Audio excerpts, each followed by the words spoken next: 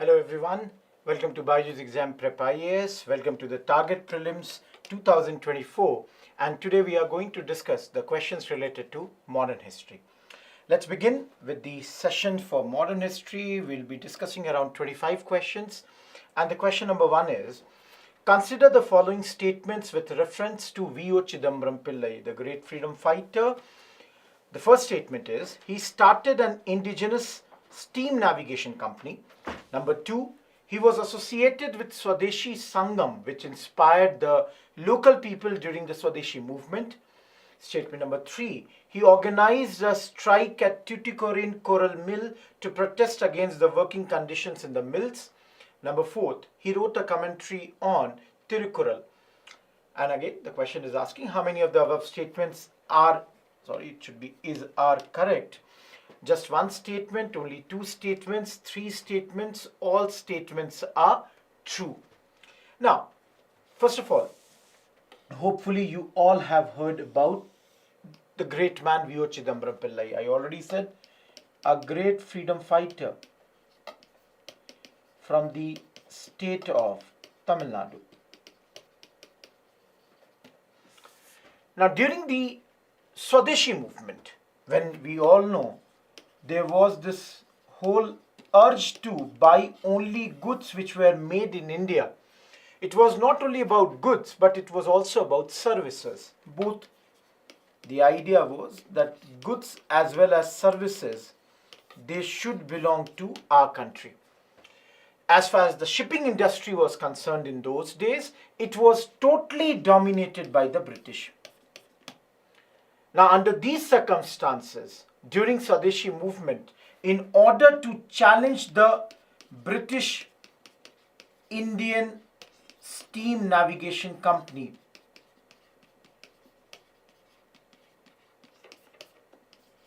he started a Swadeshi Steam Navigation Company. The name of this was Swadeshi Steam Navigation Company. So you can understand statement number 1 is a correct statement. He did start an indigenous steam navigation company during the Swadeshi movement. Now let us look at the statement number 2. He was associated with Swadeshi Sangam, which inspired the local people during the Swadeshi movement. Now, those who know statement number 1, they would automatically understand that the second part of this statement is correct. Now they have to know whether he was really associated with something like this.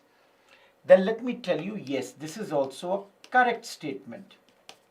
V.O. Chidambaram Pillai along with Subramania Shiva, they both had formed a Swadeshi Sangam in those days. And this had definitely inspired the local people to join the Swadeshi movement. That means the second statement is also correct. A cannot be the answer now because we have got 2 statements which are correct now. Third, he organized a strike at Tuticorin Coral Mill to protest against the working conditions in the mills. Now, those who know he was a firebrand leader, definitely they would understand that he would have tried to improve the condition of the people who are working in the mills. And again, during the Swadeshi movement, he did do this. So this is a factual statement where half of the guessing is that would he organize a strict strike, and the other half of the guess is would he be doing it over here. Now, thinking about the fact that during Swadeshi movements, we had done a lot of strikes basically in those mills which were owned by the Britishers, you can make a logical guess, yes, he would have done this. Now, whether he did it in Tuticorin Coral Mill or not, this is something that you would know only if you are knowing about this. But then, the hint again here is that he had been there in Tamil Nadu, and this place is belonging to Tamil Nadu. So, statement number 3 is also a correct statement. Last but not the least, he wrote a commentary on Tirukural. Now, again, a factual statement like many other statements, and this is a correct statement. He had written a commentary on Tirukkural. Along with that, compiled many ancient works which were on Tamil grammar known as Tolakapiyam. He had even written his autobiography in the Tamil language. Now, why have we taken this particular question? The reason for that was, when we were forming these questions, I saw an article had come in the Wire. In the Wire, an article had come on a book which has been written about Mr. V.O. Chidambaram Pillai, that how he single-handedly had challenged the British hegemony during those days. You all know, we have studied this, that this is the third phase of capitalism in India at that point of time. So this is the financial phase, and at this moment the Britishers have adopted this phase of capitalism, and they are being challenged by some of our leaders. The most important of them is V.O. Chidambaram Pillai.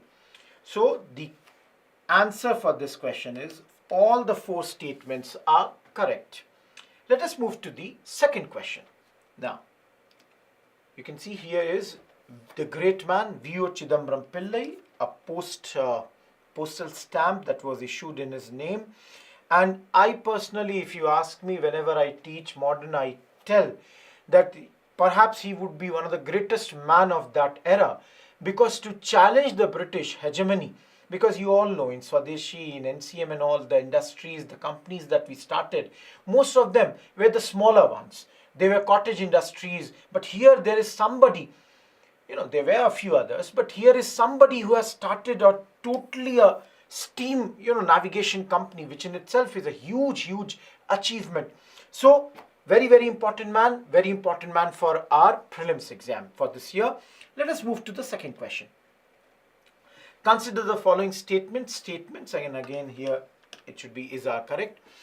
Number 1, Vaikom Satyagraha was led by leaders like T.K. Madhavan, K.P. Keshav Menon and George Joseph. Number 2, a procession of Avarnas handed over a petition to Maharani Setu Lakshmi Bai, the regent of Travancore, urging everyone to be admitted to the temples. Number 3, leaders like Mahatma Gandhi, Srinarayan Guru and Periyar also played a role in this movement. Number 4, in November 1936, the Maharaja of Travancore signed the historic temple entry proclamation, which lifted the centuries-old ban on the entry of Avarnas into the temples of Travancore. Now, let me first of all tell you, Avarnas here stands for Shudras or untouchables. Now, first of all, if you know this question, or if you don't know, whatever be the case, have you heard about this Satyagraha or not? In mid-1920s, you all have studied that non-cooperation movement had been called off after the incident of Chauri Chaura. So it ended in 1922, and in that background, after that, during I would usually call these as the lull years, when Swaraj Party is actively doing a lot of things, and the next big movement is only going to start in 1930, the movement being civil disobedience movement. Between these years, a lot of movements were done locally also, and one of them was Vaikom Satyagraha. Usually you study this under the socio-religious reform movement chapter. And for those who don't know, Travancore, here you can see, it's one of the 4 kingdoms as far as Kerala is concerned.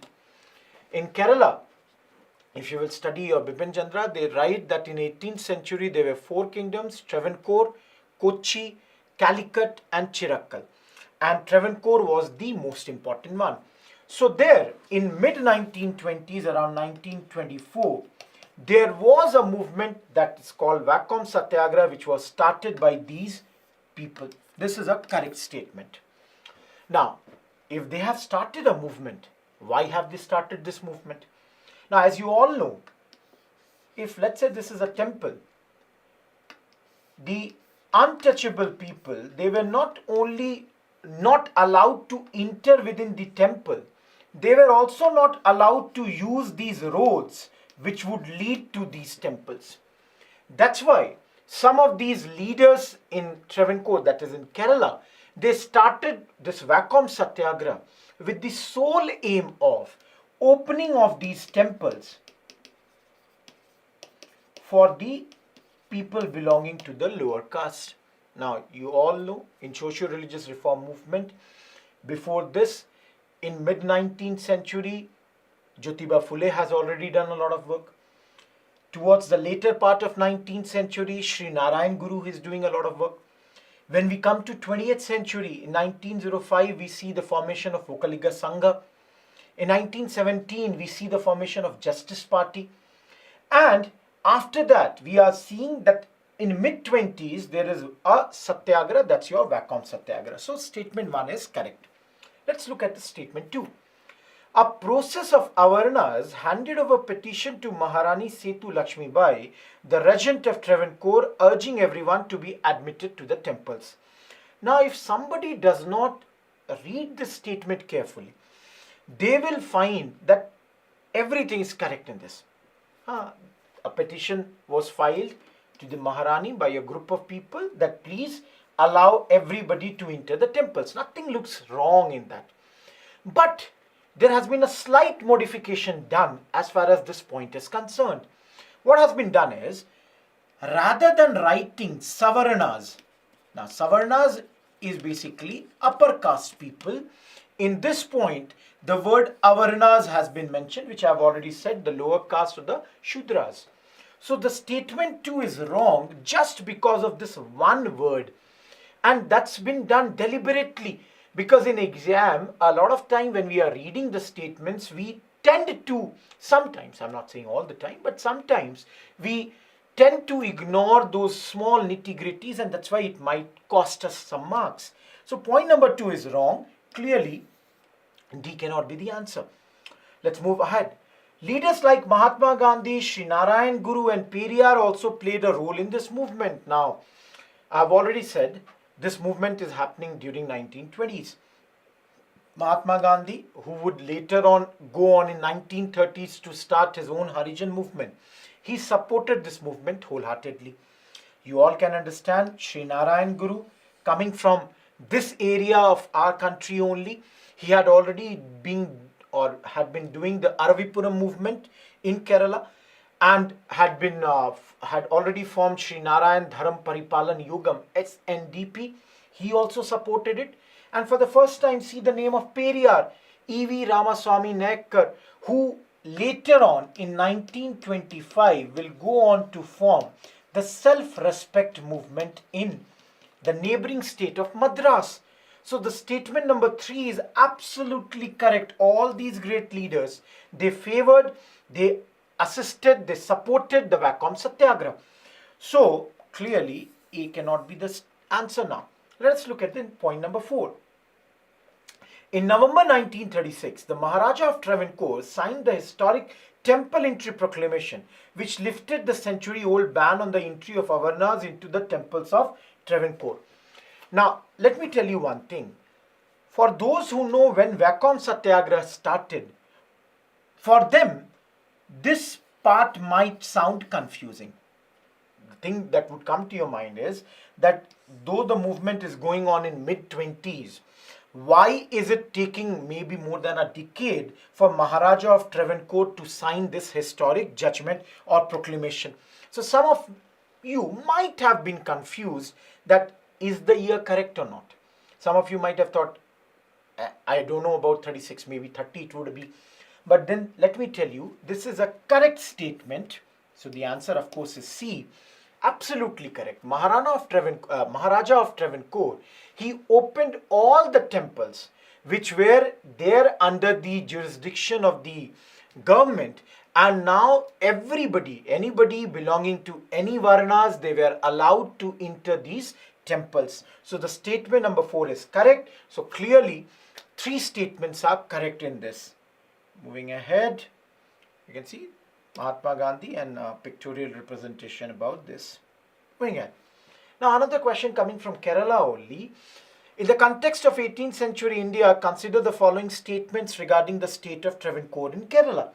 Trivandrum, the capital of Travancore, became a famous center of Sanskrit scholarship in the second half of the 18th century. Raja Martandavarma formed a strong army on the Western model with the help of the European officers. After defeating King Martandavarma of Travancore and ending his rule, Dutch power became dominant in Kerala. Now, see, a few minutes back only I told you, in 18th century India, when we consider Kerala, there are 4 states: Cochin, Chirakkal, Calicut, and of course Travancore.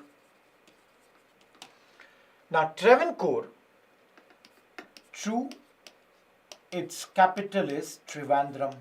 So this part is absolutely correct. 2 big rulers of Travancore in the 18th century is one which is mentioned here, Raja Martandavarma, and later he was succeeded by Ramavarma, who is the ruler of Travancore in the second half of 18th century. Now if you all have read Bipin Chandra properly, you would see that in chapter number 2, when they are talking about rise of provincial kingdoms, there they say that Travancore had by the second half of the 18th century, Chirakkal had been annexed by Travancore. So clearly Trivandrum was a very, very strong kingdom in those days. So let me tell you, Raja Martandavarma did form a strong army on the western line or western model with the help of, I would say, your European officers. So Martandavarma, who became the ruler of this area around 1729 and had been credited with the reconstruction of Sri Padmanabha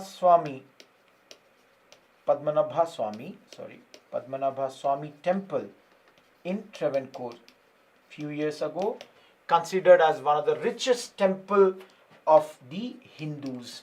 So this is absolutely correct statement.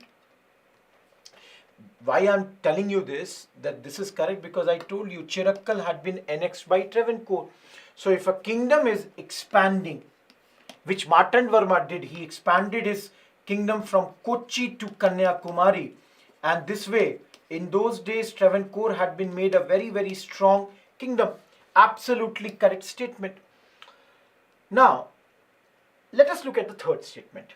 After defeating King Martandavarma of Travancore and ending his rule, Dutch power became dominant. No, I am saying Martandavarma was succeeded by Ramavarma.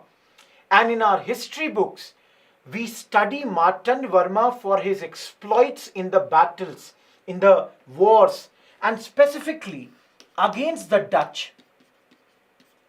He had in 1741 got a great victory. This victory was in the Battle of Colachel. And that's why this is a wrong statement. Statement number 3 should not be this. Rather, it should be that after the defeat in the Battle of Colachel, the Dutch power had totally eclipsed in India. So your third statement is wrong, and that's why, your this statement, the moment this is wrong, 3, clearly these two cannot be the answer. 2 is the answer. So it is both in A and B. Let us look at A now. Now, if for some of you who know Ramavarma, a man of great culture, in your NCRTs, in your Bipin Chandra, it is written that this man, great man, was a great musician, was a scholar, was a great actor, and in those days he was one of the few Indian kings who took keen interest in the affairs of the Western world. He would get newspapers from London, Calcutta, and he would read them. And during his time, he did make Travancore a hub of Sanskrit scholarship. Now, let me tell you, some of the people might have thought why Trivandrum would become a hub of Sanskrit scholarship, because Kerala, the language spoken is Malayalam. But then if you will read your books, you will find that Malayalam also had got a great boost during the times of Raja Ramavarma. Similarly, along with Malayalam, Sanskrit also got a great boost. Sanskrit scholarships were given in the second half of the 18th century. Now, let me tell you why I took this question, because in Indian Express, there was an article on Battle of Kolachal. You know, how an accidental shot ended the Dutch plans. So that's why I had taken this question, took the statement number 3 for that matter. And again, most of the questions that we have formed, that we will be discussing today, around 25 questions, you will find that there would have been some news articles about them in the last 1 year. That's why I have taken up, because you all understand in modern history, or for that matter in history, there is a dearth of current news items. So if there has been some articles which have been there in news, I have taken up those. Let us move to the next part. Of course, the answer here is 1 and 2 is correct, A. Next question. She opened Lakshmi Bhandar to manufacture popular Swadeshi goods. She became an active member of Bharat's Tri Mahamandal of Lahore. She toured the entire Punjab and opened Arya Samaj branches for women. She worked as the editor of Bengali journal Bharati. Who are we talking about? Ramabai Ranade, Pandita Ramabai Saraswati, Meherbai Tata, Sarala Devi, Chaudhurani. Now, I'm showing the image. If anyone of you can guess through the image, great. And one more thing I'll definitely tell you. Pause me after looking at the question. Think about your answer and then take me forward. Listen to the explanation. Now, those who know the image, though it's very, very tough to know from this thing, the answer to this question is Sarala Devi Chaudhurani. Now, see, there have been many, many women who have, contributed in our freedom struggle. Along with that, there have been many women who have also contributed for the social reforms. Now, in this question, this is a personality related question, so you have to pick these things. If you see here, do we get some hint? Okay, we get hint is Lahore. We again get hint in Punjab. And we get one hint is Bengali journal Bharati. So, can we guess from this that can the person be either from Punjab or the person should be knowing Bengali? That might be a guess. If I don't know anything, if I'm somebody who has no idea about this question, I would think like this, that this might be a correct thing. So, let me tell you about, if you know about this great lady, she belonged to Bengal but also actively worked in Punjab. Born in Kolkata around 1872, she was born in a very, very prominent family of Kolkata, Bengali family, and she was associated with some of the biggest names of that era, like Gurudev Rabindranath Tagore, his brother Satyendranath Tagore. He was, linked with all of them. Now, absolutely correct. She opened Lakshmi Bhandar, where this could be popular Swadeshi goods could be manufactured. She became an active member of Bharat's Tri Mahamandal of Lahore. That's also a correct statement. She toured the entire Punjab and opened Arya Samaj branches for women. That's also a correct statement. And yes, she was an editor of the journal Bharati. Later, she became influenced by the work of Gandhiji and had started to follow him with regards to his work regarding non-violence. She had raised her voice against the violence that had been committed in Jallianwala Bagh. And it is said that in Punjab, she was one of the first women who had started to wear khadi dress. Now, why I have taken this question, again, let me tell you. There was a very interesting article in the Telegraph, and that article was written by Raj Gandhi, very prominent man. This article was about a brief romance, a never-ending friendship the brave, just a second, the brave, sad story of Mahatma Gandhi and Sarala Devi. I would just request you to read about this.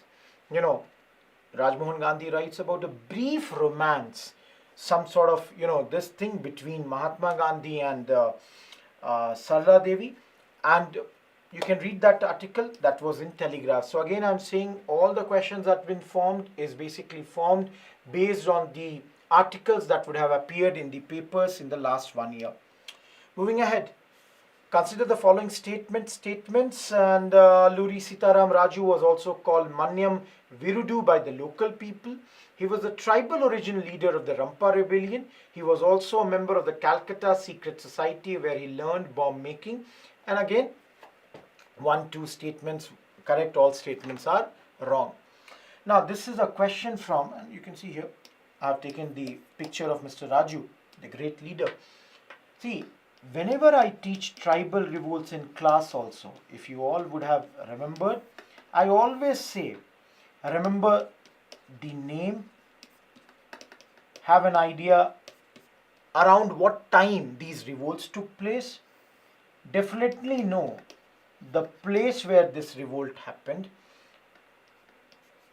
the name of the leader of this revolt, and any exceptional fact that you would be knowing about them or you should be remembering about them. We have, whenever we study, we look at certain articles or certain movements like Munda Revolt, Santhal. Of course, here we are talking about Rampa Rebellion. Now, if you know statement number 2, yes, he is the leader of this Rampa Rebellion. Mr. Raju is the leader. So is statement number 2 correct? No.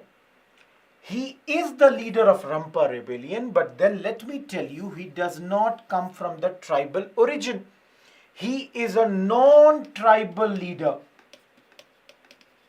As far as this revolt is concerned, the statement number 2 is wrong. So this is a wrong statement. Now, many of you would have seen the RRR movie and a lot of articles have come on them, Siraju and all.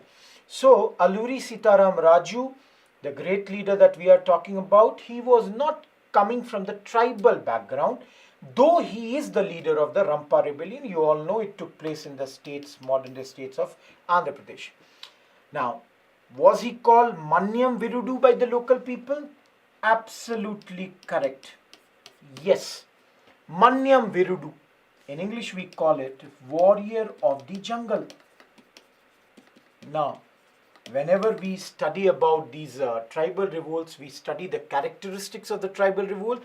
We always say that the tribal revolts, as far as these revolts are concerned, a lot of them were involved in guerrilla tactics. And guerrilla tactics, where best you do it? In the jungles. So he is the warrior of the jungles. This is a correct statement.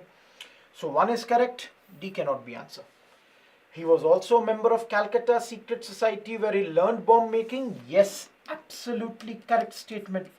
He was a leader of this society and there he had learned this bomb making. So the answer to this question is B. Your answer to this question is yes, he is the leader but not the tribal origin leader, and he did learn the bomb making over here. Moving ahead, let us move to social religious reform movement again. In the context of Satyashodhak Samaj, consider the following statements. Number 1, it was started in 1873 with the aim of spreading education among women and lower caste people. Number 2, it was a movement by the enlightened upper caste members of the Society for Social Service among the untouchables. Number 3, its objective was to bring about changes in the caste system rather than complete abolition of the caste system.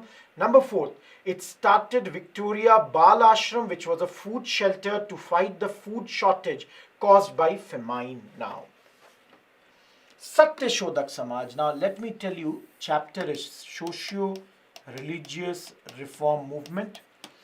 And the moment we see this chapter, we know this is a very easy question. In the sense that we have seen UPSC giving, if I remember correctly, in 2016, a question on Satyashodhak Samaj. And we all know who is the leader of this, the great Mahatma Jyotiba Phule. Now you all know the great Jyotiba Phule, he comes from the Mali community. Mali means gardener. All of you, his name was only Phule, coming from the word fool.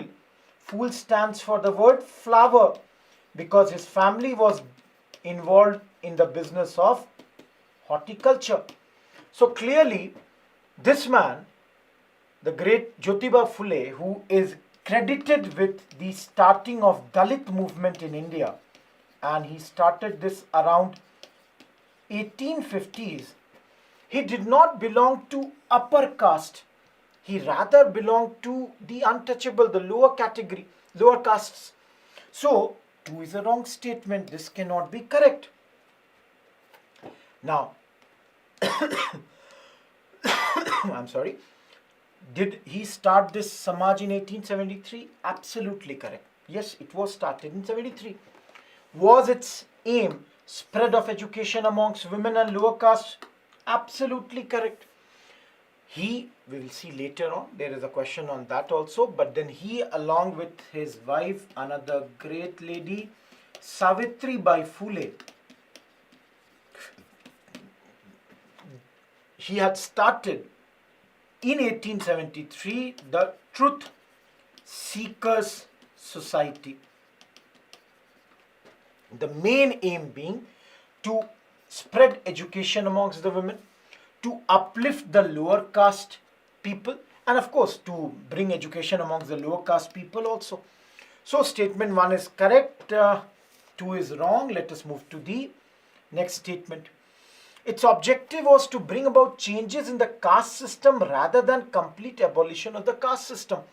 Now, this is a wrong statement. See, if you have heard about his writings, the great Phule had written books like Gulamgiri. His another book is Sarvajanik Satyadharma. If you will read these books, the great Jyotiba Phule, what he has done is, he is talking about a complete eradication of the caste system. Through his writings, he is not asking for a gradual change or a cosmetic change. He is asking that this should be ended. He even asks that instead of God Rama, people should go for Raja Bali as their symbols. So he is asking for complete abolition of the caste system and abolition of those socio-economic differences that remain in the society. He is asking for that to be totally ended. Now, fourth statement, trust me, was a confusing statement in the sense that, did he start a Victoria Bal Ashram, which was a food shelter, to do this? Now, the thing is, some of you might have an idea, thinking in your mind, that yes, I know he was active during this time. Okay, we also know that around 1876-78, there was a great famine in India. But then in the mind, the question that would come is, that if he would have started this Bal Ashram, would he have named it as Victoria Bal Ashram? Because, mindset would say that why didn't he take a Indianized name or something like that? So let me tell you, the great Phule again, Western educated. He had studied in a Scottish missionary school. His book Gulamgiri, if I tell you, if you have read slightly also about that, his great book Gulamgiri, which in English, if you translate, means slavery, was dedicated to what? Was dedicated to American movement, which was done to free the slaves. Because he saw that there is a similarity in the condition of the black slaves in America and the lower caste people in India.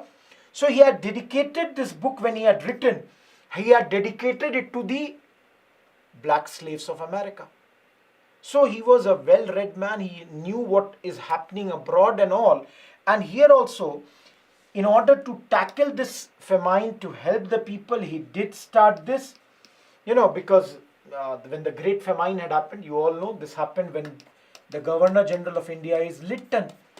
And during this time, entire India was affected, and similarly near Pune also, there was a big famine. And to fight this famine, in a village that's named as Dhanakwadi, he had opened a Victoria Bal Ashram so that there would be a food shelter. So you can see two statements are wrong. The answer to this question would be B. Let us move ahead and let's see the next question. Now this question is about Gurudev Rabindranath Tagore. Rabindranath Tagore renounced his knighthood in protest against the partition of Bengal. He established some Swadeshi reserves and called for celebrating Raksha Bandhan during the Swadeshi movement. In 1913, he was awarded the Nobel Prize in the field of literature. And again, which of the statements is correct? Now, personally, if you ask me, this question is very easy.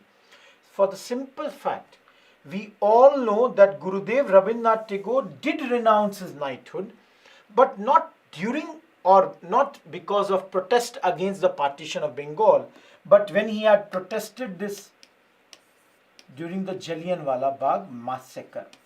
When massacre had happened, after that protesting against that, he had returned his knighthood. So the moment one is wrong, now such questions don't come. We have to know all the statements. So let us see the other two statements, and before that let me tell you that during the partition of Bengal, Gurudev Rabindranath Tagore had written the great poem Amar Sonar Bangla, which is presently the national anthem of Bangladesh. He did not return his knighthood at that point of time. But then, yes, he did establish some Swadeshi reserves at this point of time. He called for celebrating Raksha Bandhan during this time. See, the thing is, you all know, the great man was a great poet, great writer, a philosopher, he was a painter. And during this time when Swadeshi movement was going on, and the whole idea of Swadeshi, is that go for Swadeshi goods. Don't buy the British made goods, buy the Indian goods. So he did open some Swadeshi reserves at this point. Along with that, you can read your books. It is clearly mentioned the people of the two branches of Bengal, they would be tying Rakhis on each other's hands. Through the tying of Rakhis, they would give this signal that, see, we might have been divided by the Britishers, but we are still together. So that unity thing was represented by this tying of Raksha Bandhan, and this was his call. So this is a correct statement. Number third, in 1913, he was awarded the Nobel Prize in the field of literature. Absolutely correct.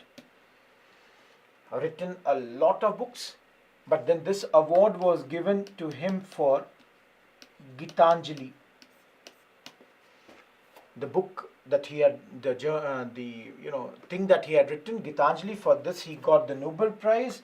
Along with this, he wrote many famous poems like the Golden Boat, the Ideal One, Gitanjali, of course, written in 1910. So all of this was done by him. There were articles on Rabindranath Tagore on his birth anniversaries, and then because of some controversies that had happened in Bengal last year, there were articles on him, a lot of articles. So there is another question also in this lecture about him, but we should know about him anyways. You all must be knowing 2023 mains question had come on Tagore. Very, very important for us. Let's move ahead. Gurudev Rabindranath Tagore for you. Consider the following statements. Cochrane Ashram, also known as Satyagraha Ashram, was given to Gandhiji by his fellow lawyer Jeevan Lal Desai. This building represents colonial architecture and is located in Ahmedabad. Gopal Krishna Gokhale had an important role in calling Gandhiji from South Africa to India. Again, how many of them are correct? I have given you this picture of Cochrane Ashram. Now, just to give you this picture, you can see the construction from one angle, and let me tell you, yes, it represents colonial architecture. If you look at this picture, it is correct. Number two, is it in Ahmedabad? Absolutely correct. See, point number two is a factual statement. You have to know this, then only you would be knowing it. Now let us come to the first point. Was it done and all that? Let me tell you. When Gandhiji returned to India in 1915 from South Africa, we all study he constructed the Sabarmati Ashram later on. But let me tell you, before the Sabarmati Ashram, for a few days, the ashram where he had stayed was Cochrane Ashram, also known as Satyagraha Ashram, and this was given to Gandhiji by the fellow lawyer Jeevan Lal Desai. So that means the first two statements are correct. Now, did Gokhale play an important role in calling Gandhiji from South Africa to India? Absolutely correct. Gokhale, the political guru of Gandhiji. When Gandhiji was doing all his movements in South Africa, Gokhale at that point of time was touring all over the country, getting support for Gandhiji. You all know Gandhiji came back to India on 9th January 1915, and after coming back to India, he had gone to meet Gopal Krishna Gokhale also. Gokhale died very, very soon. Within a month of after the meeting with Gandhiji, Gokhale had died. But then Gandhiji coming back to India, in that there was a great role played by none other than Gopal Krishna Gokhale. I had taken this because on PIB there was a press release that was done, and that's why I took this particular question. From this, all the three statements are correct. Moving ahead. In 1852, the British government acknowledged her great work in the field of education and honored her by naming her the best teacher. Bavan Kashi is a collection of her poems by Subodh Ratnakar. She wrote the famous poem Go Get Education to encourage people from backward and oppressed classes to get education. She had established Mahila Seva Mandal, identify the personality on the basis of above description. Now, first of all, I'll tell you, everywhere I put his word, because one of the options is Jyotiba Phule. The rest all are her. But only for Jyotiba Phule, I got this he, him, his in this question. Now, first thing is, if you look at 1852, a few minutes back only we said, during the 19th century, when in India, if there was any place where the Dalit movement had started, it was started by Mahatma Jyotiba Phule. And all this work that he was doing, he was always supported by his wife, Savitribai Phule. And those who know, there is a very big university in Pune named after the great lady. She had always supported her husband. She was one of the first teachers, female teachers at this point of time. The correct answer to this question is Savitribai Phule. All these work that is being pointed out in this particular question was done by none other than Savitribai Phule. And you all know, hopefully you know about others. Maybe some of you might not be knowing about Margaret Elizabeth Cousins. Again, Irish lady who had come to India. She also belonged to Theosophical Society, so she was a Theosophist. And her great contribution is the formation of All India Women's Conference. And this was done in 1927. So clearly something that she would be doing in 1927 most probably she would not have been able to do some things in 1852, because that way you can see 48 plus 27, 75 years of public life, and already she would be around 20-25 when she would have done this. So B is wrong. She had married a literary critic, James Cousins, and had come to India in 1915. Again, there was an article on her in Business Standard. Savitribai 2024 celebrating India's first women teacher. That was an article that had come in Business Standard. From there, I have taken this question. The answer to this question is Savitribai Phule, the great teacher. Let's move ahead. You can see Azadi Ka Amrit Mahotsav, the picture of your Savitribai Phule. Next question. In the context of socio-religious reform movements in India, consider the following statements regarding the Bhagat movement led by Govind Guru. Now, before I tell you anything about this, tell me, where was this movement done? This is a very, very important movement. And by now, if you know, it's great. If you don't know, Bhagat movement was done by Govind Guru and was done in Rajasthan. There is a district in Rajasthan known as Banswara. There, this Bhagat movement had started. Now, what has happened here is that in 1913, in Banswara, that's in Rajasthan, thousands of tribal people had been fired upon by the Britishers. So many people, they describe this as the Jallianwala Bagh of the tribals. And this was being led by, in Mangarh, where this incident happened. Govind Guru was, had asked these tribals to assemble. So presently at that place, a memorial has been constructed known as Mangarh Dham. So if you look at this, its objective was to improve the social condition of the Bhil tribal population. Now let me tell you, yesterday only when I was doing a newspaper analysis, I was talking about that in the areas of Banswara, Dungarpur, in all these areas, and then the neighboring states of Gujarat, Rajasthan and Madhya Pradesh, of course Maharashtra, the Bhil people, they are demanding Bhil state to be formed. A party known as BAP, Bharatiya Adivasi Party, they are calling this. Earlier, this Bhagat movement, which we have said was being led by Govind Guru, also known as Govind Giri.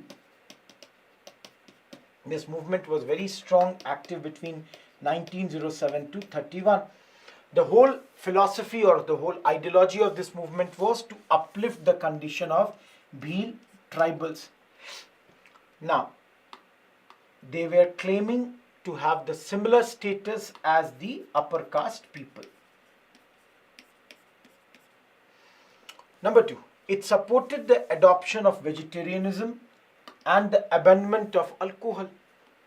The great Govind Guruji, he in 1903 had taken an oath to abandon alcohol in order to fight against all the social evils of the day. For example, if the imports are happening. Similarly, to educate the tribal girls, to stop the begari. He was doing all this. And for all this, he was trying to focus that rather than going to the courts, there should be some sort of arbitration or mediation done by them. Along with that, he also asked his supporters to go for vegetarianism and completely abandon all those things like alcohol which lead to some sort of addiction. Number 3, Mangarh is a pilgrimage site for the followers of this movement. I already said, very, very important. It's like a pilgrimage site for the Bhil people, And all those people who follow this Bhagat movement, they treat this place as the pilgrimage site. Again, there was an article on him as a tribal icon. I was reading somewhere, I don't remember which newspaper, but there was an article on him, and that's why we have taken. Again, tribal movements and all these movements can be very, very important, so we should know, and the answer to this question is D. Moving ahead, 11th question. In the context of socio-religious reform movements in India, consider the following statements regarding the Singh Sabha movement. Number 1, the Singh Sabha movement was a branch of the Akali movement. Number 2, one of the objectives of the Singh Sabha movement was to oppose the members of the Brahmo Samaj. Number 3, the Singh Sabha movement established a group of Khalsa schools to oppose modern Western education. Now, 3 statements, how many of them are correct? Now, you all must have studied that Sikh Empire, as long as Maharaja Ranjit Singh was, ruling on this, he died in 1839. Till his rule, Sikh Empire used to be a very, very strong empire.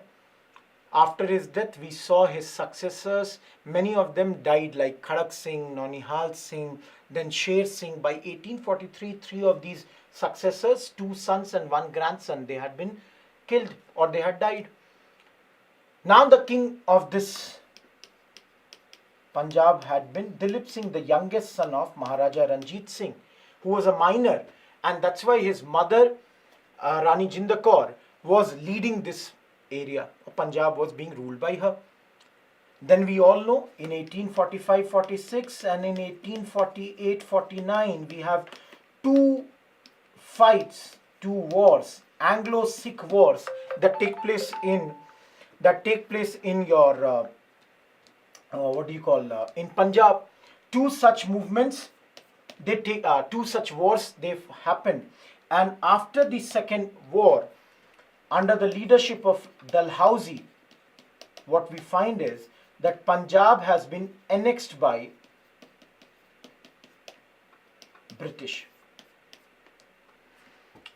After that, the Sikh religion, they started to have a lot of challenges. And in order to face those challenges, many such movements began, which we study under the socio-religious reform movements, like Singh Sabha movement, Nirankari movement, Akali movement and all.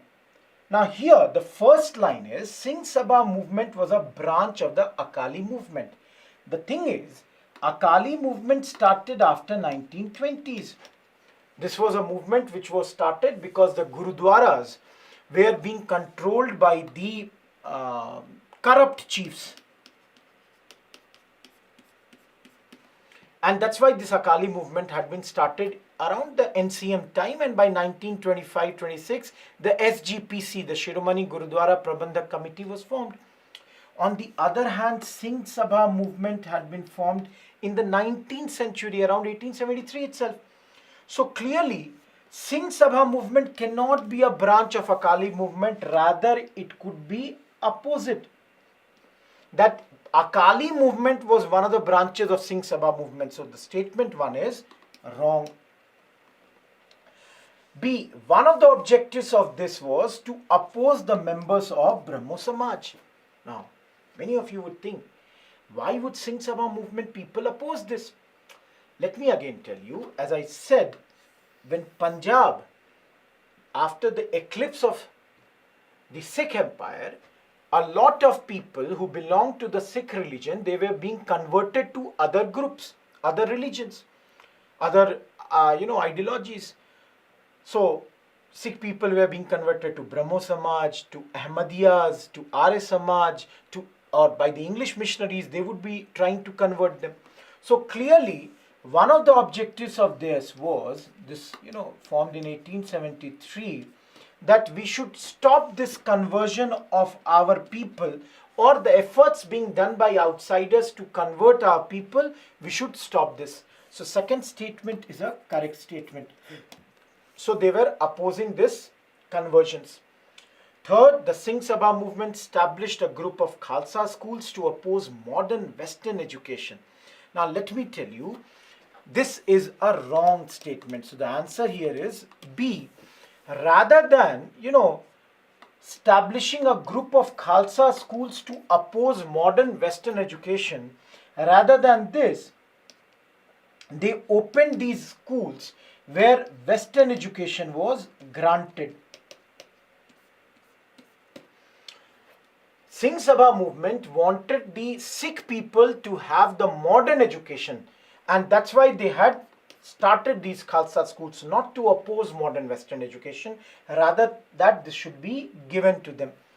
Again, there was an article on this in some very small newspaper, and that's why I have taken this. And let's move to the next question, question number 12. Consider the following statements with reference to Curzon's 7-year administration in India. Number 1, police reforms were recommended by the Police Commission under Sir Andrew Fraser. Steps were taken to increase official control over local bodies. The Queen of England assumed the title of Kesari-Hind. An agricultural college was established in Pusa. Now, Curzon was the Governor General of India around this period. Already in mains, we have had a question on Curzon. Now, about his policies. There are only 2 Governor Generals about whom in mains questions have come in the last 10 years, one on Dalhousie, another on Curzon. So, during the times of Curzon, he established or he formulated many new policies. And you all know, one of the reasons why the extremist ideology in India emerged was mainly because of the actions of Curzon in these 7 years. Now, why I have taken this question is because there was some news, in West Bengal, in one municipality of Vardhaman Nagar, some Curzon's gate was there that was being replaced, and that's why it was in news. I had read some article on that. Number 1, police reforms were recommended by Police Commission under Andrew Fraser. Yes, absolutely correct. He had formed a police commission under Andrew Fraser in 1903. Rather, it was formed in 02. The recommendations had come in 1903. And they had recommended a lot of reforms with regards to police. 1 is correct. Number 2, steps were taken to increase official control over local bodies. Absolutely correct. We have studied one of the reasons for the growth of extremist ideology. For example, in Calcutta Corporation, the number of nominated members, Indian nominated members, that was decreased at this point of time by the Britishers. So they had passed this Calcutta Corporation Act 1899, and the number of people, sorry, I wrote one wrong thing. I said nominated, this was decreased. Rather, this was increased. The number of elected members was decreased. I'm sorry. I should have said, and again I'll clarify this point. Under the Calcutta Corporation Act, the number of Indian members who were elected earlier, their number was reduced. Rather, the nominated members were increased. You all know through this what would happen. They would appoint their own people, the people who support them, the landed aristocratic people. So point number 2 is correct. Third, the Queen of England assumed the title of Kesari-Hind. Now those who know, Queen became the Queen of India after the revolt of 1857 through the Act, GOI Act 1858. But then the coronation ceremony of the Queen, where she was given the title of Kesari-Hind, was not done in 1858 but was rather done around 1876 when Lytton was the Governor General. Let me make things very, very clear. There were altogether 3 Delhi Darbars in India. One during the time of Lytton, which we are saying during this time Queen became the Queen of India. She was given the Kesari-Hind title. Another was done during the time of Curzon, and the third, Delhi Darbar was done during the times of Harding. But it is in the first Delhi Darbar that she was given this Kesare-Hind title. So this is wrong. Moment 3 is wrong. D is your answer. What about the fourth one? Yes. He established a university at Pusa. Along with this, he started medical colleges. Of course, we are seeing agricultural colleges, animal husbandry colleges, for medical sciences, chikitsa, or whatever you call in Hindi. For that, for all these areas, he established, colleges. Pusa, a place near Samastipur in Bihar. And some of you who are watching this from Delhi, you have the Pusa road there, just near Karolbagh. So he had, of course, established an agricultural college. So this is correct. The answer is D. Let's move to question 13. Consider the following statements. Rani Velu Nachiyar, also known as Veera Mangai, was a princess of Ramnad Kingdom of Ramanathapuram, Kerala. She is honoured as the first queen to fight against the British colonial power in India. She was a scholar of languages like French, English and Urdu. Now,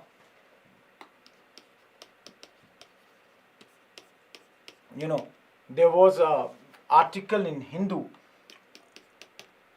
and this article that had come was regarding a proposal to name a ship after Rani Velu Nachiyar. Now, she became the queen around 1780, and she had absolutely been the she was known as this thing.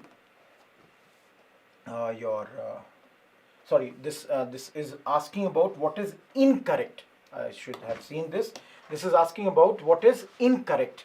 So the statement number 2 is here a correct statement, and statement number 1 is an incorrect statement. That's why the answer to this question will be A.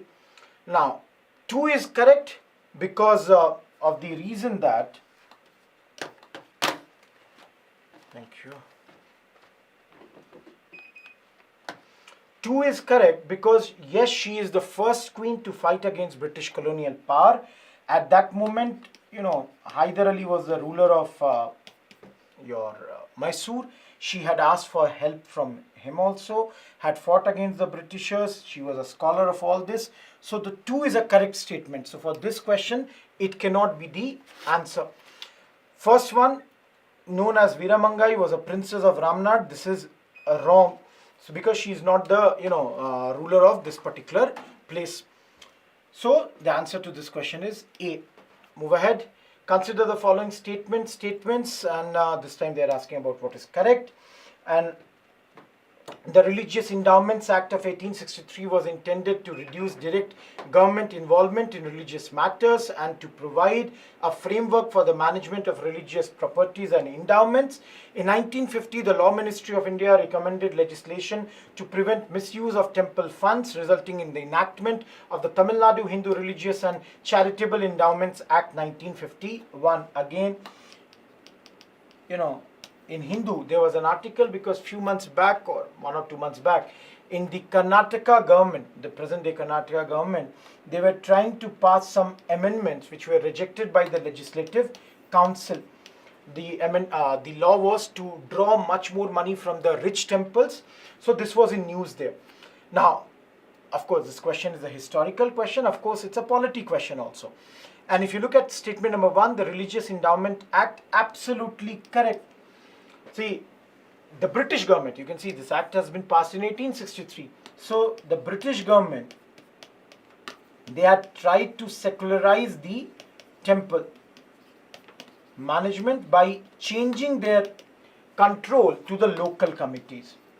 So the statement 1 was correct. Now, later, you all know Justice Party had come to power, and they enacted the Madras Hindu Religious Endowment Act. Now, those who know about Justice Party, formed around 1917, and present day the DMK party and all, they all trace their origin to this particular party. After independence, in 1951, this act was passed on the suggestion in 1950, not by the law ministry, please understand, but rather by the law commission. So the statement 2 is wrong because they have mentioned law ministry of India.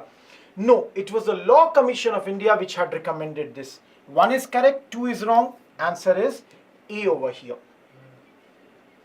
Let's move to question number 15. Number 1, consider the following statements. Congress never supported the freedom struggle of Southeast Asian countries, whereas it supported the freedom struggle of the African countries. Congress always opposed the aggressive attitude of the British towards India's neighbors and also opposed the use of the Indian army. Congress was working on the strategy of supporting the fascist governments of Japan, Italy and Germany during the Second World War in protest against the British imperialism. Now again, an article had come on this in Economic Times, and this was written by Mr. Shashi Tharoor. Based on that, this question is formed. And if I have to take up this question, I'll start with the point number 3. I know that during World War II, Congress, and if you all recall the message given by Gandhiji, what was the message given by Gandhiji to the Indian soldiers? Fight in the war, but do not fire on your own compatriots. Congress always knew that the bigger danger as far as the world is concerned comes from fascism and Nazism. And that's why Congress supporting the fascist governments of Japan, Italy, Germany is absolutely wrong.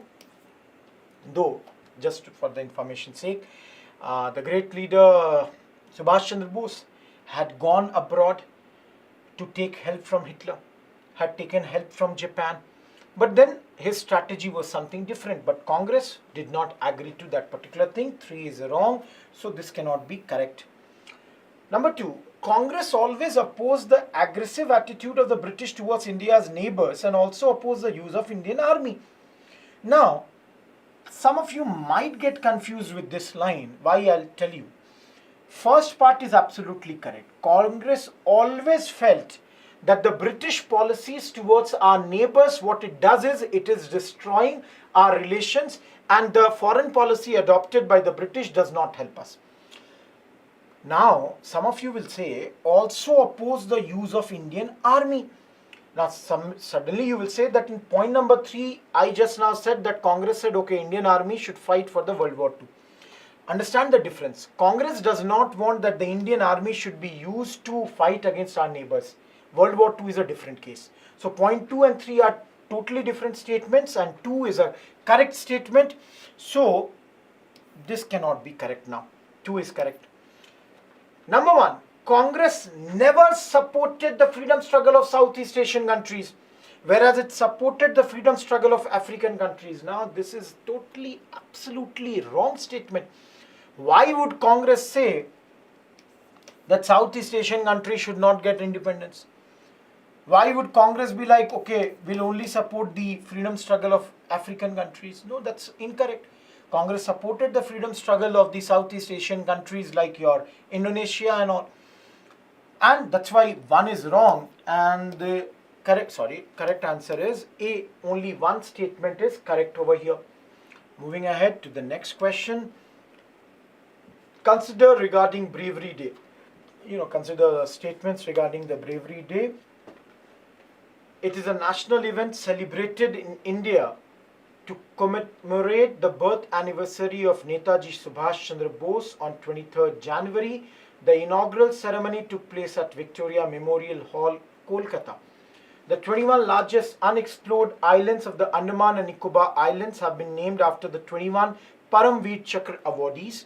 Number 3, on the occasion of the Parakram Divas, the Centre has announced Subhash Chandra Bose Abda Prabandhan Award 2024 to honor the invaluable contributions made by individuals and organizations in the field of disaster management.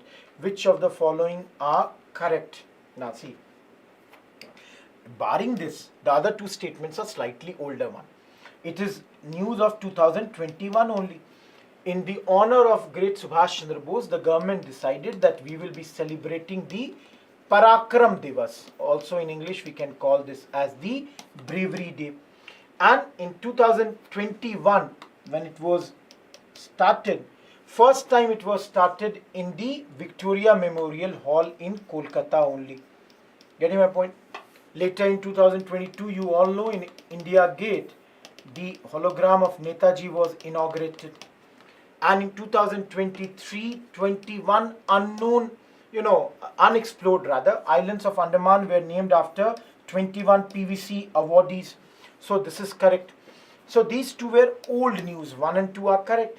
Now the third one, again, there was a press release, PIB release, and that's why we made this question. This third statement is also a correct statement.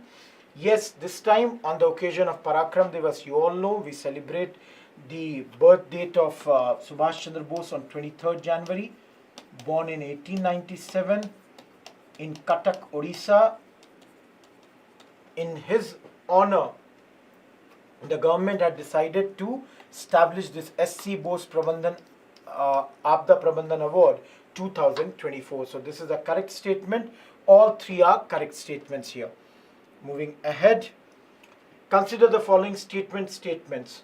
On Tribal Pride Day, the government has launched Vikas Bharat Sankalp Yatra and Pradhan Mantri Tribal Justice Mahabhiyan. It's, Tribal Justice Mahabhiyan, especially for vulnerable tribal groups. 2. The Tribal Pride Day honors the contributions of the Santhal Rebellion and other tribal warriors. 3. The Munda Rebellion led to the passing of the Chota Nagpur Tenancy Act in 1908, which restricted the transfer of land from the tribal people to non-tribal people. Again, thanks to a PIB release, we got this particular question. How many statements are correct here? See, again a old news. This is not that this year the government has decided, it was started earlier. Anyone who is there in this and listening to me, before I go further, tell me on which day this Tribal Pride Day is celebrated and from which year it was started for the first time. So absolutely correct. This is to help primitively vulnerable tribal groups. So the point number 1 is absolutely correct. Number 2, does it honor the contributions of Santhal Rebellion and other tribal warriors? Rather, I would say it honors the Munda Rebellion and other tribal warriors. You can see here Bhagwan Birsa Munda being captured and conducted to Ranchi. You can see the image of Bhagwan Birsa Munda over here. And the great man, he was arrested around 1899 and had died in the police custody at that point of time.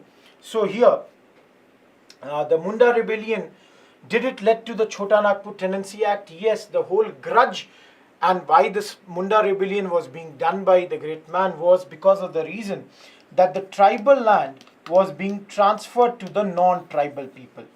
Tribal land was being transferred to the non-tribals. So the outsiders, whom we refer as Dikus, what these Dikus would do is they would take over the land of the tribals by paying them very meager sum of money.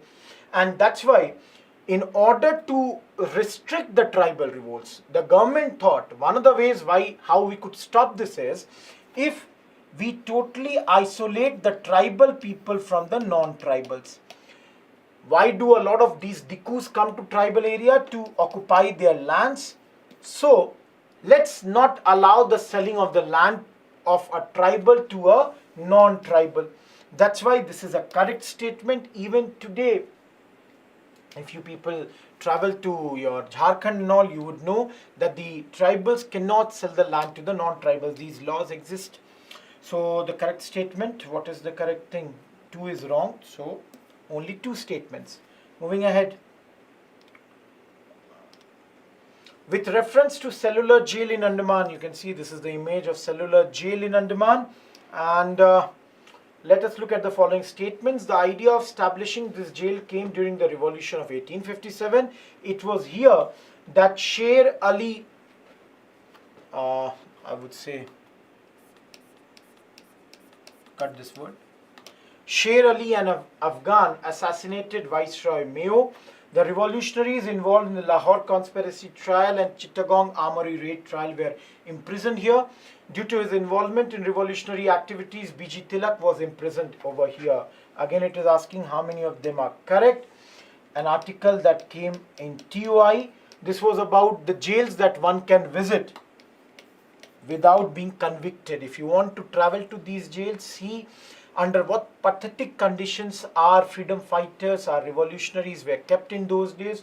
You can travel to this. There are other jails also, like Yeroda jail in Pune and all, where people can go and visit it. Now, absolutely correct. The first statement is totally correct. This idea came during 1857 revolution.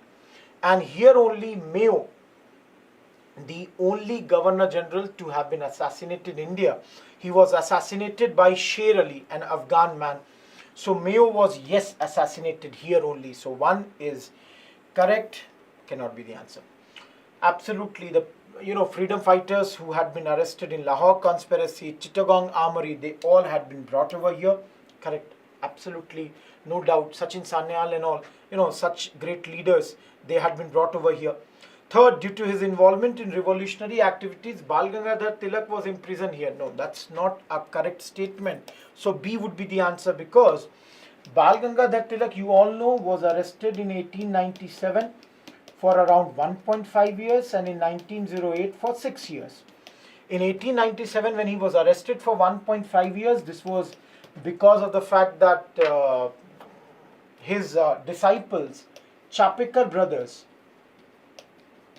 they had killed Rand, Puna's plague commissioner. And along with Rand, there was another officer named Ast who was assassinated. So for this, Gangadhar Tilak was jailed for 1.5 years. Again in 1908, he was jailed for 6 years after the Surat split, which happened in 1907, and this time he was sent to Mandalay, that's in Burma. So clearly he did not come here, rather he had gone over there. Let us move to the next question, and the next question is on Qazi Nazrul Islam. We consider the following statements regarding Qazi Nazrul Islam. Qazi Nazrul Islam is given the title of rebel poet because he opposed the British rule through his songs. Number 2, he opposed the Khilafat movement and also opposed the Congress for not demanding direct independence from the British rule.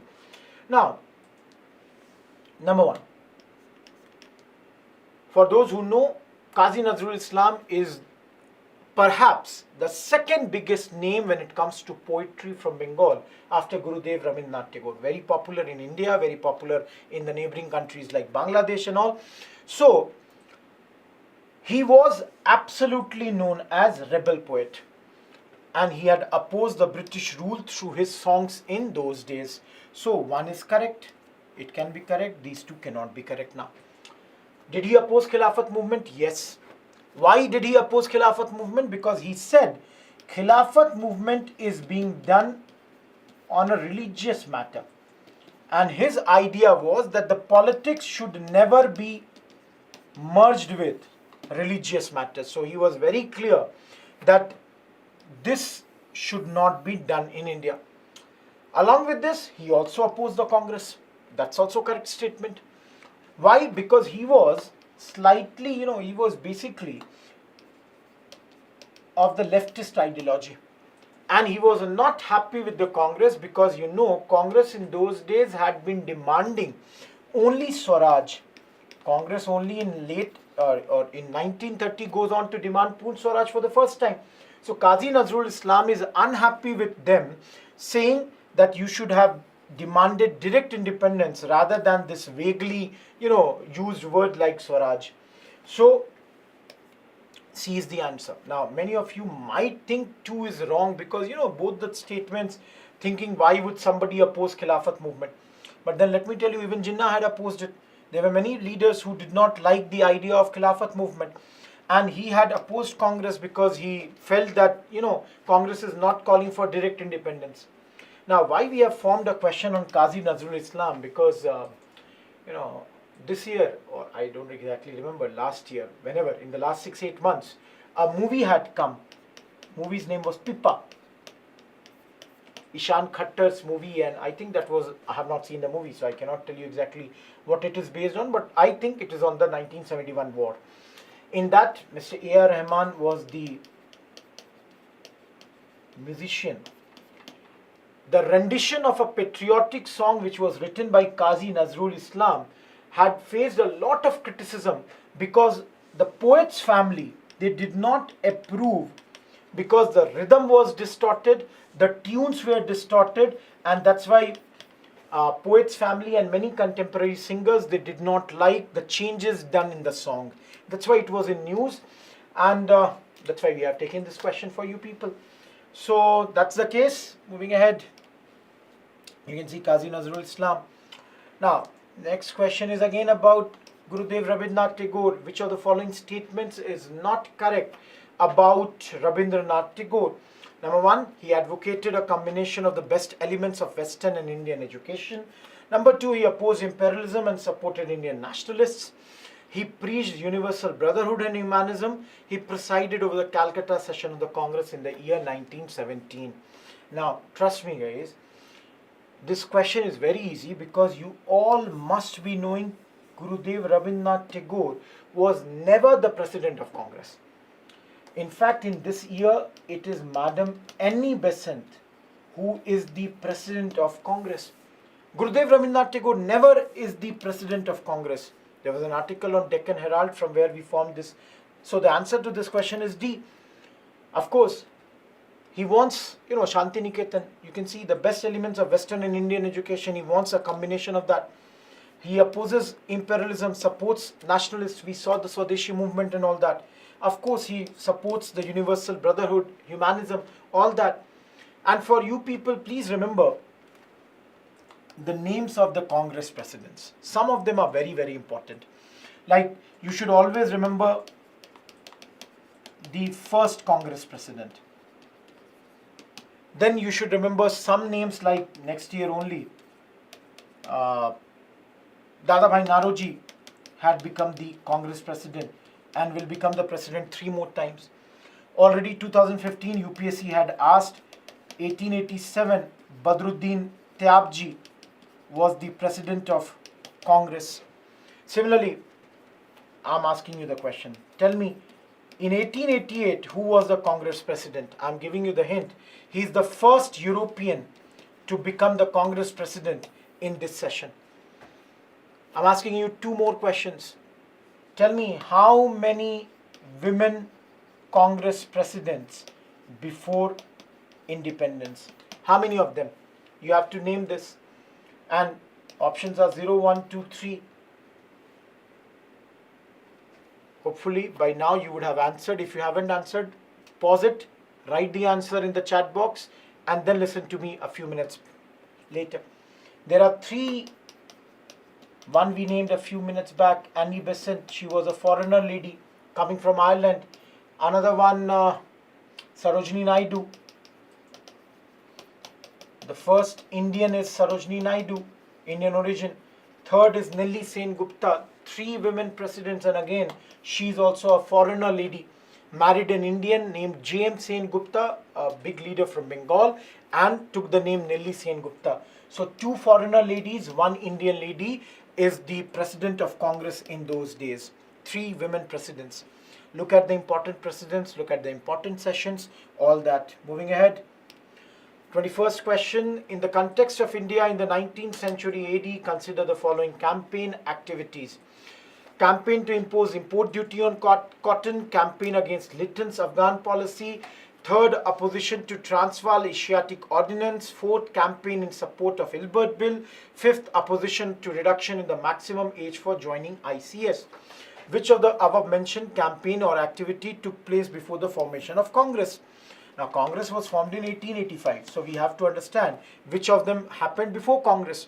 Now, if you ask me, I would say, I know these 2. Why? Because Lytton is the Governor General from 1876 to 80. So, if Lytton is doing an Afghan policy, the protest against that would be during his time. So, clearly, this would be before Congress formation. So, Congress formed in 1885, but this thing would have been done during this time. So 1879, this all is happening. I know Ilbert Bill controversy happened during the times of Ripon, and Ripon is 1882-84. He is the Governor General of India during this time. And Ilbert Bill came around 1883. Ripon, who was a very good man, he wanted this thing to be brought so that the restrictions on the Indian judges should be removed and Indian judges should have the same power as the Britishers. So these two we know would have happened before Congress formation. So what are these two? Fourth and second. 2-4, 2-4. Okay. That means clearly 5 is also correct. 4 is of course correct. 1 is also correct. I only have to think about now third statement. Of course, I'll tell you about the first and this also. See, this thing happened around 1875. So the pre-Congress associations, like let's say pre-Congress associations like Association of Calcutta formed by S.N. Banerjee. Indian League was later formed by Motilal Ghosh and Shishir Kumar Ghosh. Then you had Pune Sarvajanik Sabha. These were the pre-Congress associations. So they had done, it in 1875 itself. As far as fifth point is concerned, again, who brought this or who reduced this thing? This was also, done by none other than Lytton. So this also happened before that. Now, is 3 also correct? No. Opposition to Transvaal Asiatic, this thing had happened in 1906. Gandhiji had done this. So this happened after Gandhiji is there. So Gandhiji, before that only Congress has been formed in 1885. So 3 is wrong. The moment 3 is wrong, D cannot be the answer. A is the answer of this particular question. Consider the following statements. Now there are 2 statements. Number 1 is Kanaklata Barua and Matangini Hazara were involved in the Quit India movement. Number 2, paying tribute to the extraordinary courage of Kanaklata Barua, a Coast Guard ship has been named in her honor in the year 2020. An old article, and again I'm saying there is an inability to find 25 current affairs question for modern, so I took this particular thing. Absolutely correct. Both of them did participate in Quit India movement, no doubt about this. And yes, this is also correct. There was a ship named after her, and that's why this is a correct statement. So both the answers, both 1 and 2 are correct. 3 more questions. He is also called a great poet. He was the first to publish political cartoons in Tamil Nadu in a weekly newspaper named India. He participated in the Banaras and Surat sessions of the Congress, was influenced by the ideology of the extremist group. Swadesh Geetam, also or Geetangal, is his main composition. Who is this? Without any doubt, answer is Subramania Bharati. An article had come in Hindu. It was based on interview done with a historian.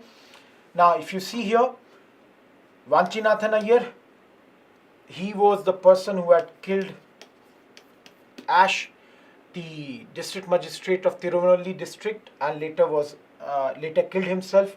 So he was a revolutionary. V.O. Chidambaram Pillai, few minutes back only we talked about, when we started this lesson today, we started with V.O. Chidambaram Pillai. A lot of you might think that this is correct, but then Swadesh Geetam or Swadesh Geetangal, this, if you know, you would know this is not correct. This is only true for the great Subramania Bharati. Again, was in news in your Bipin Chandra also. His names are written, one of the writers who wrote in Tamil and helped in the formation of modern nationalism as far as our country is concerned. With reference to the nature of peasant movements in the 20th century, consider the following statements. The influence of socialist ideology had started coming on the farmers' movement. Increasing participation of educated middle-class intellectuals as representatives of the suffering farmers. Peasant movements were linked to the national movement. Now, I hope this you all know. If you talk about the peasant movements, for example, in 19th century, we talk about movements like Indigo, Deccan Peasant, Pabna. When we talk about 20th century, we talk about Eka. Even some people talk about Mopla. Later Bardoli. Of course, Awadh Kisan Sabhas. So many such, this thing is there. So if you see here, peasant movements, absolutely they got linked to the national movements. The big national leaders, they would, get involved with them in the 20th century. The same was not the case here. The big nationalist leaders are not always involved in these movements. So, sorry, I should rather have said the peasant movements were not directly linked to the national movement in this era. Rather, in this era, they had got connected. 3 is correct. See, educated middle class intellectuals had participated in these also. If you see in Indigo, Neel Darpan was written by Deen Bandhu Mitra.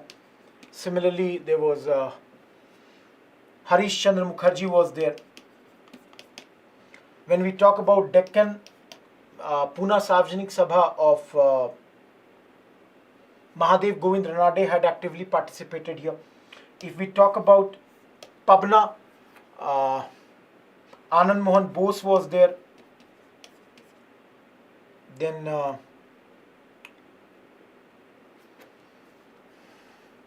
just give me a second. S.N. Banerjee was there. I'm forgetting. Dwarkanath Ganguly was there. Bankim Chandra Chattopadhyay was there. All these people had participated. But then more and more participation could be seen. That's also correct. Influence of socialist ideology, there is no doubt.